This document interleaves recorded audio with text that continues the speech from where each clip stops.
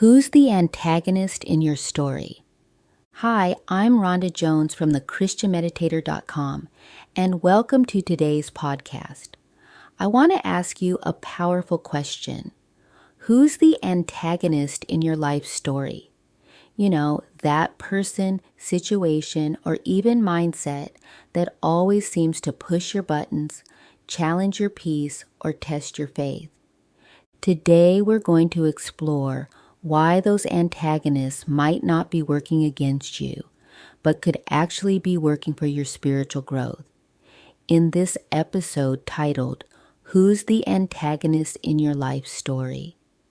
We'll uncover the divine purpose behind opposition and the hidden gift in every trial.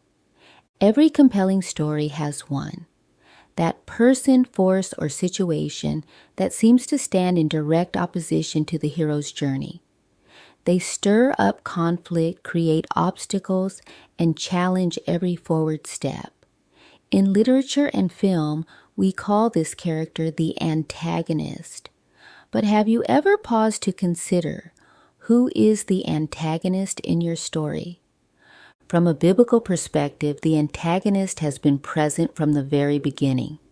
In the greatest story ever told, the Bible, the enemy of God, Satan, appears right in the garden. He deceives Eve into questioning God's truth and entices her to eat from the tree of the knowledge of good and evil. This wasn't just an act of rebellion. It introduced into the world a contrast, good versus evil, light versus darkness, obedience versus disobedience. Yet even the devil, as cunning and destructive as he is, was allowed into the story. Why? Because without contrast, there can be no choice. Without resistance, there's no strength. Without trials, there's no refining. Free will requires a backdrop of options, and often those options come with tension and struggle. We don't like to suffer, but suffering, hardship, and opposition often serve a greater purpose. The Bible shows us many times where God allows adversity to deepen faith and develop character. Job, for instance, was tested severely, but his endurance brought about a greater understanding of God. Paul spoke of a thorn in the flesh, something that kept him humble and fully dependent on God's grace. Even Jesus, perfect in every way, learned obedience through what he suffered. So what does this mean for us?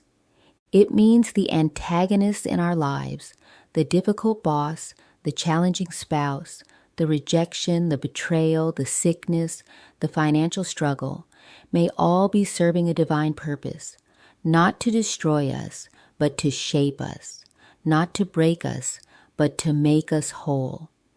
Think about someone or something in your life right now that feels like an antagonist. That situation you just want gone. That person who seems to get under your skin. Could it be that their presence is refining your character?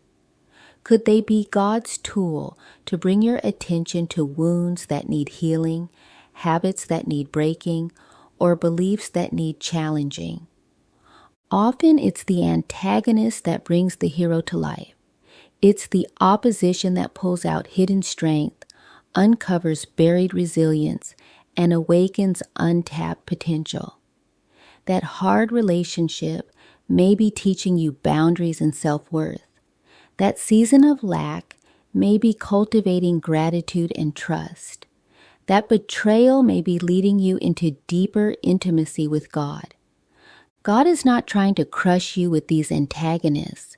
He's using them to bring your inconsistencies and weaknesses to the surface, not to shame you, but to heal you, to make you more like Christ. The truth is, every story that includes an antagonist also includes a solution, a breakthrough, a moment of victory. God has promised to never let us be tempted beyond what we can bear, and He always provides a way of escape. But sometimes that escape isn't in leaving, it's in learning. It's in going through the fire and coming out as gold. So, who's the antagonist in your story. Instead of seeing them or it as the enemy of your peace, maybe it's time to look again. Maybe that very thing is the stepping stone to your spiritual maturity, the key to unlocking your next level of faith, strength, and divine purpose. Below are 5 journal prompts to help you reflect more on this topic and how the antagonist in your life may be a blessing in disguise. 1. Who or what currently feels like an antagonist in my life? What emotions arise when I think about them? 2. How might this person or situation be helping me to grow, mature, or draw closer to God? 3. What unhealed areas or patterns has this antagonist brought to the surface of my awareness? 4. In what ways have I changed or been refined through adversity in the past? 5. What truth or promise from God can I anchor myself to when facing my current antagonist? If you enjoyed this podcast, please give it a like and share.